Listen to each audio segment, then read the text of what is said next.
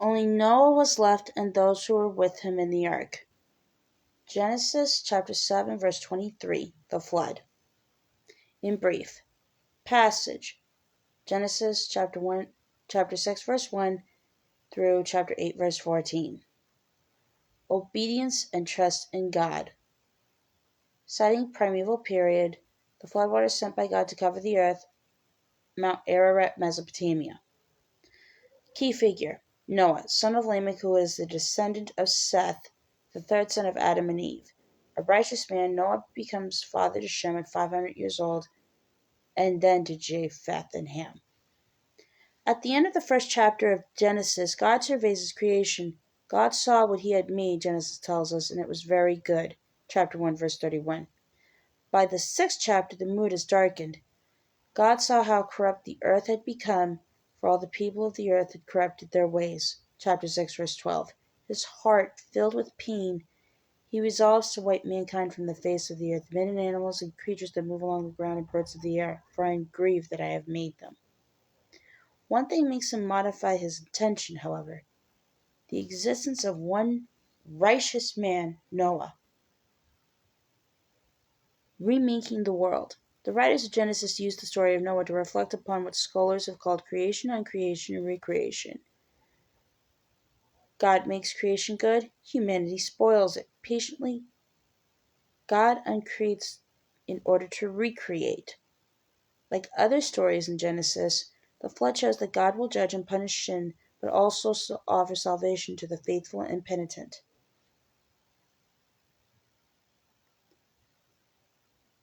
To deal with human depravity, God sends a flood to wipe out all life under the heavens apart from righteous Noah,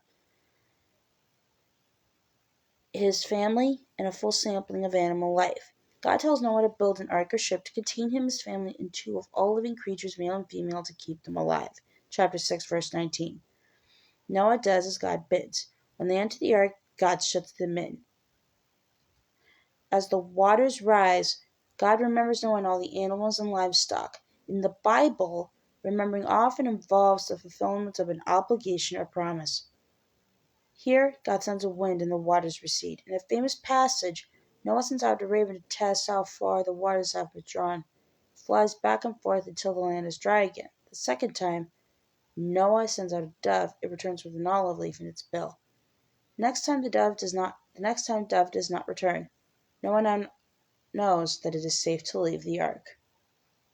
The first covenant. Cleansed by water, the world emerges anew. Noah, effectively a second Adam, makes a sacrifice to God, who repeats to Noah and his family the blessing made in Genesis the first: be multiplied, increase in number, and fill the earth. God also enters into a covenant with Noah, the first of a series of covenants between God and man.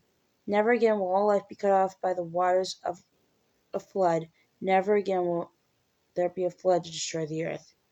The sign of this pact is the rainbow. Flood stories.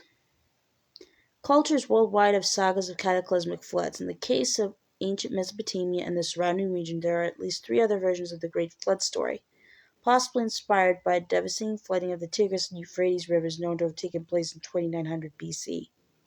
In the Sumerian flood story, the equivalent of Noah is Ziusudra, the man known for his humility. In a version of the flood narrative found on one of the tablets recording the Babylonian epic of Gilgamesh, which may have been written down as early as the 22nd century BC and was probably based on an older oral tradition, the sole human survivor of the flood is called Utnapishtim.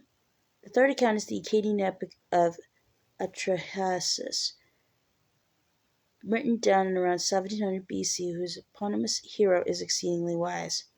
The stories later found their way into Greek and Roman mythology. The Roman poet Ovid tells a version of the flood story in his Metamorphoses.